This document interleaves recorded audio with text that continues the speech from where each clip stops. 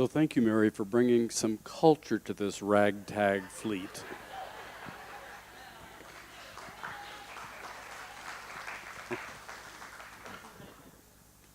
Well, March. Spring has come.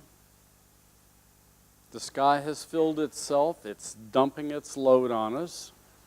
And we look forward to a phenomenally wet year this year, which is going to be great for the spring flowers. So if you haven't done the Alpine Loop ever, it's going to be a great year to do it, for the spring as well as for the fall. Our theme this month is Bustin Out, just like nature will be doing here very quickly. And it can serve as a great reminder to let go of some limiting beliefs and bust out into a greater yet to be, your greater yet to be in specific. And then today, following the same idea, living intentionally, purposefully, deliberately. When you live intentionally, you discover the powerful reciprocal nature of the universe and its desire to give you ever more good. Last week in Foundations, we talked about the law of correspondence, that the universe gives to us according to our giving, that it responds to us according to our way of being in life. And that's all it knows of us is what we know of it and of ourselves. So, today more specifically, Dr. Holmes wrote, "The law of mind is not capricious." Now, I mentioned this quote last week, but it continues into today as well.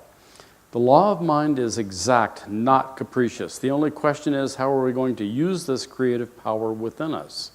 Shall we use it consciously and constructively and for definite purposes, or shall we use it unconsciously and more or less destructively merely because we don't understand it? So everything we do here, all the classes we offer, the whole education program is about learning how to use that law of mind consciously, deliberately, with an effect that directs toward our experience of the good of the universe. So we expand our notion of the divine. We expand our concepts of God, and we expand our notions of how much good we can have in our lives, because we only have as much good and God as we can allow, as we would be willing to embody. Dr. Holmes in The Science of Mind, definitely daily declare the truth about yourself. Definitely daily declare the truth about yourself. And last week we looked at the truth filtering through our beliefs into our experiences in life. So definitely daily we declare the truth about ourselves, the perfection of us, the wholeness, the beauty, the joy, the abundant nature. Realizing that you are reflecting your statements into consciousness, into that law of mind, and that they will be operated upon by it. So I've heard a lot of people say, I release this into the law. People, every single time you think, you have already put it into law. Which means it's already on its way. The cool thing, and for which I am so grateful, is that every single thought does not get manifest. Oh, what a mess we could have woven. Last week also I talked about not you and not about other people, but about the thoughts that we choose to perseverate on, to squirrel cage on, that end up as an experience in our lives. Today, we're going to talk about the cognitive biases, those things that get in our way, those things that limit our ability to experience more good in our lives. And people hear this. The cognitive biases that we have bought into are cultural. Like I shared the how's the water fish in the aquarium story a while back, actually now. That's the water we live in, the consciousness that we live in, the culture in which we live drives a lot of our mental biases, those things about which we are not even aware. And they came out of our survival way back into, and as part of our evolution, when we were wandering around running from giant rhinoceroses and earthquakes and tides and pterodactyls or whatever was around, threatening our existence, our survival, and possibly thwarting our productivity, our reproduction. So in our evolution, our minds developed in a certain way to be able to deselect from the myriad of possible things going on, those things that would threaten our survival and or reproduction.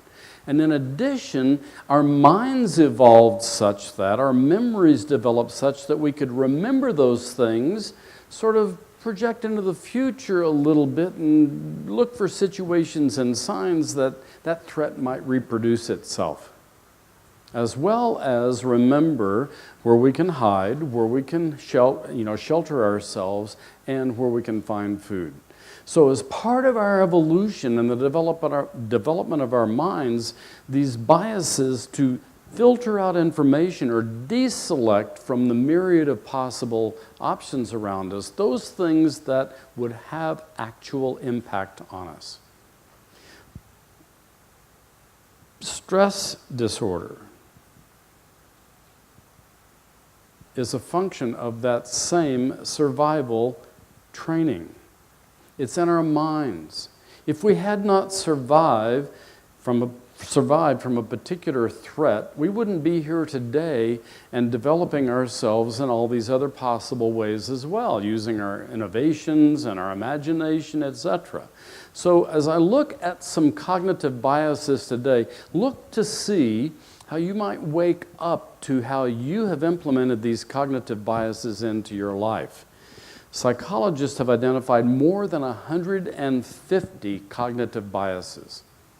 That's what we swim in. Here are only 4 of them. You're going to love the labels. Hyperbolic discounting. Any questions about that one?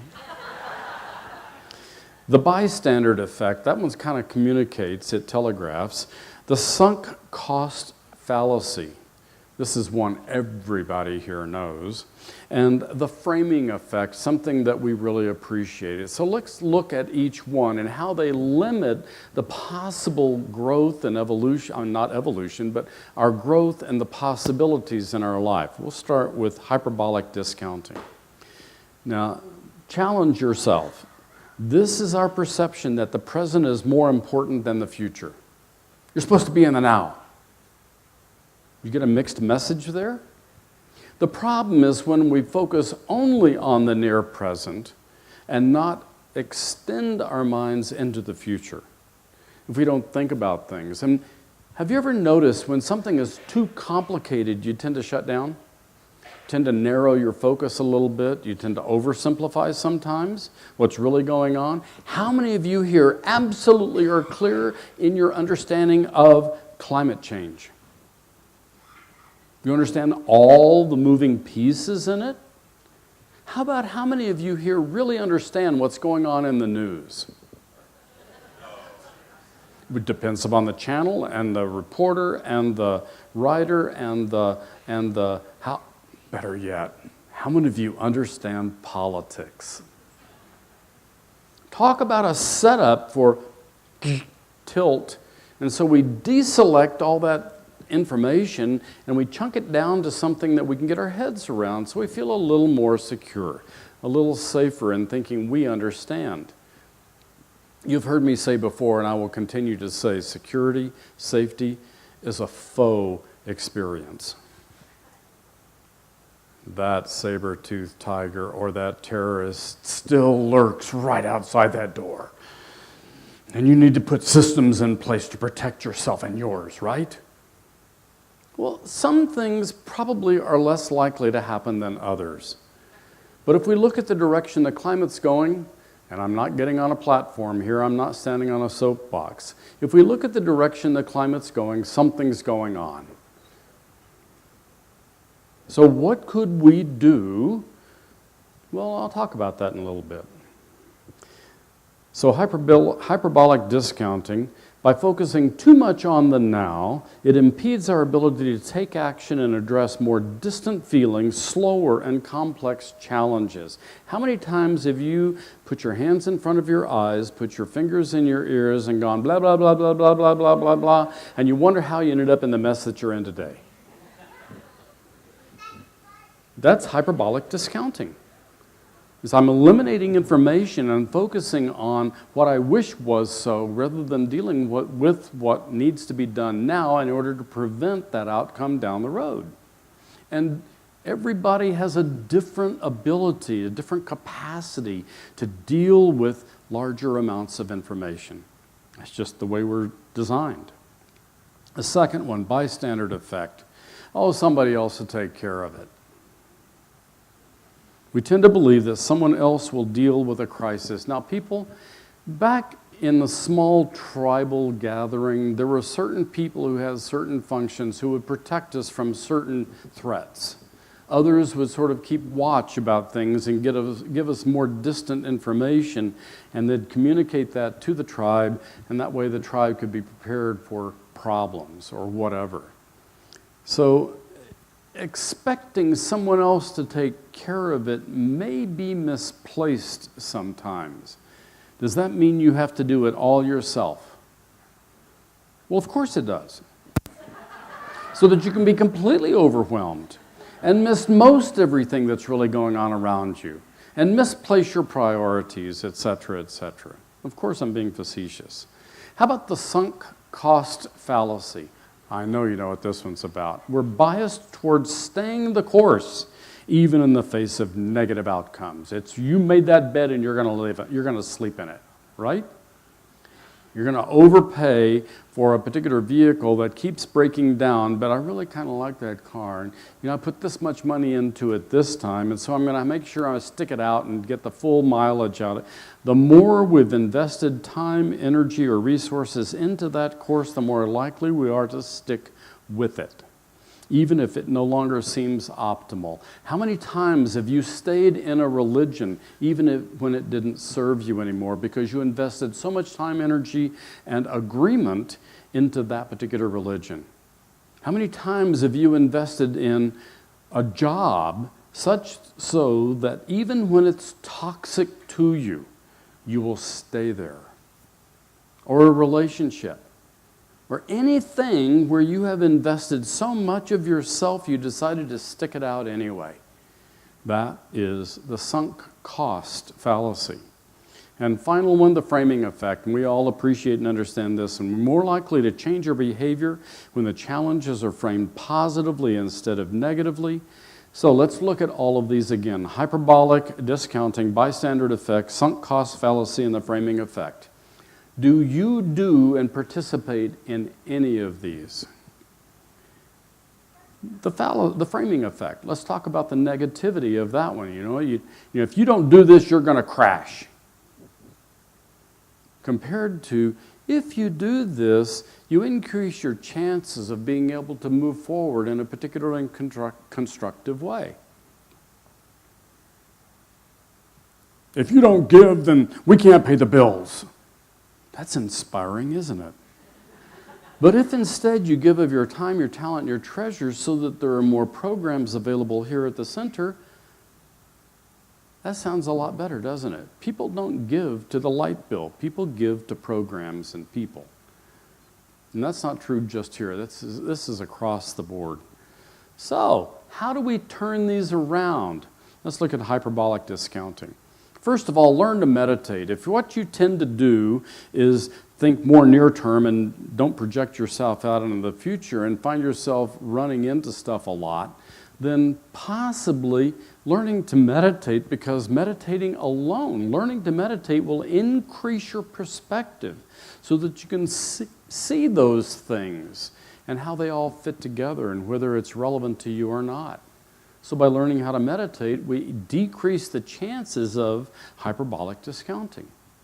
It also increases our awareness. Cognitive biases, the bystander effect. Act locally while thinking global-y.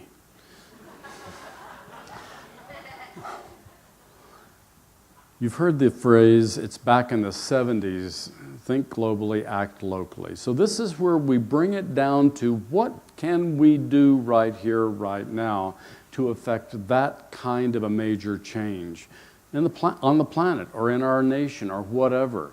So by thinking about what we can do here locally, there are some huge advantages because, one, the problem's not so big. All of a sudden, the elephant chunks down to one bite at a time.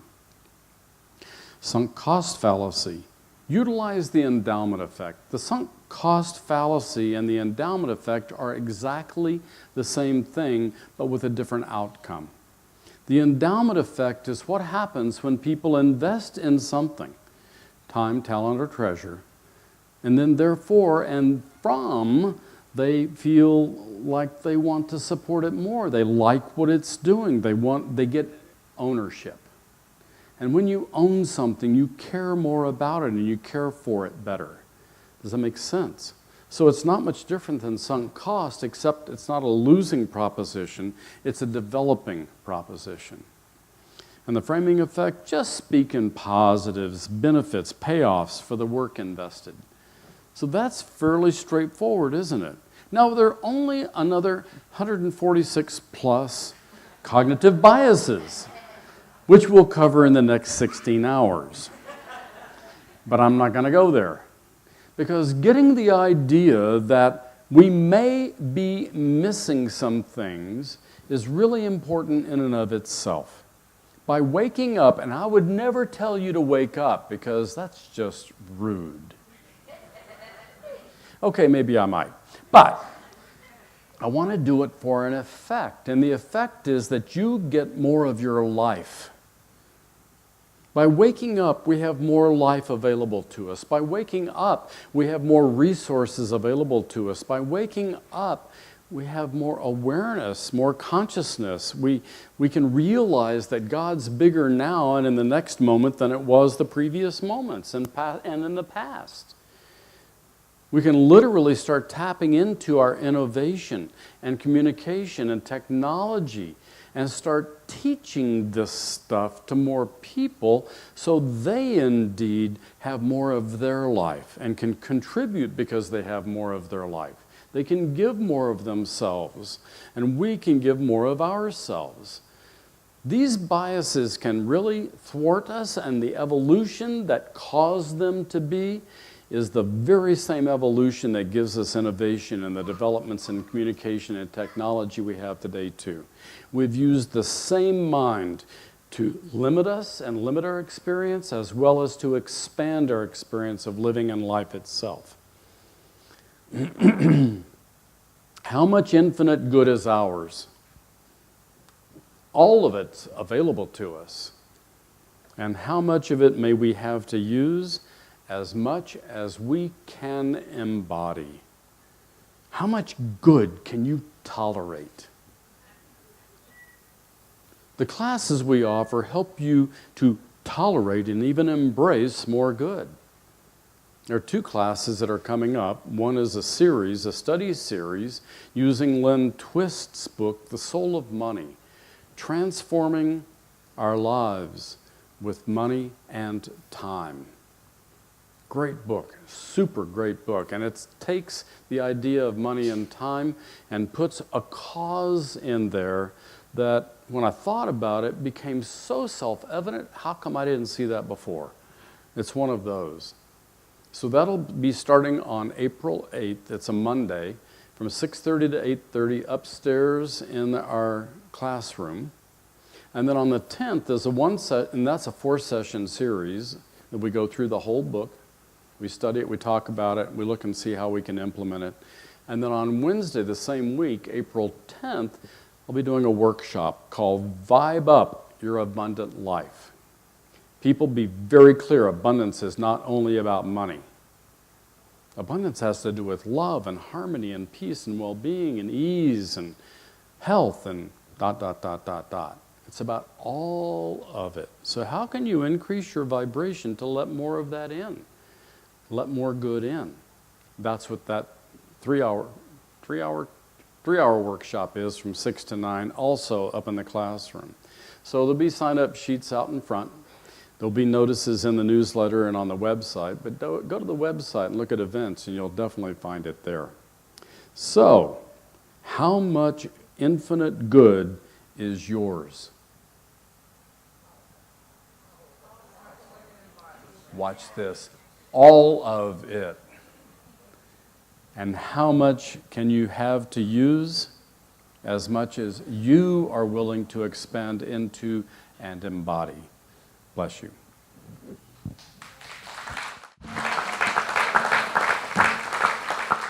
Let's pray together.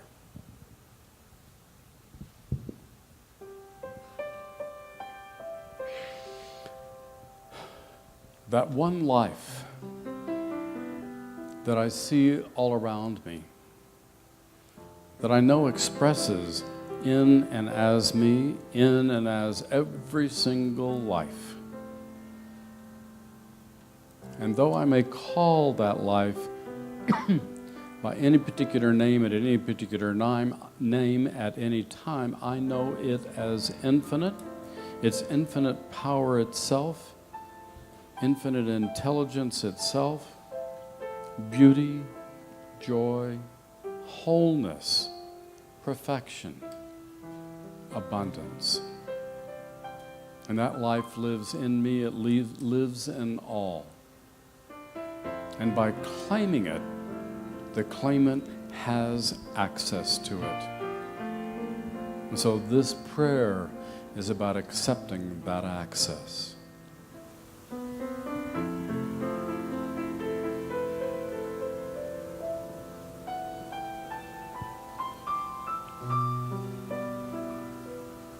Joy fills me, knowing that each of these words spoken have already been planted in divine mind and already come into the individual's experience. So no matter what they're claiming, the infinite has it.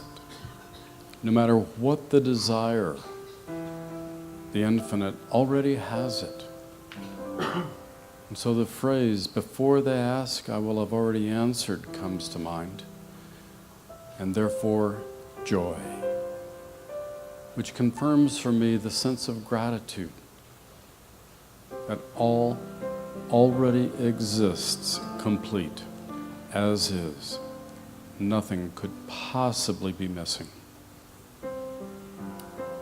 So with that joy raising the corners of my mouth, I simply let this treatment be and step into the flow of life. And together, each affirms it by saying, and so it is.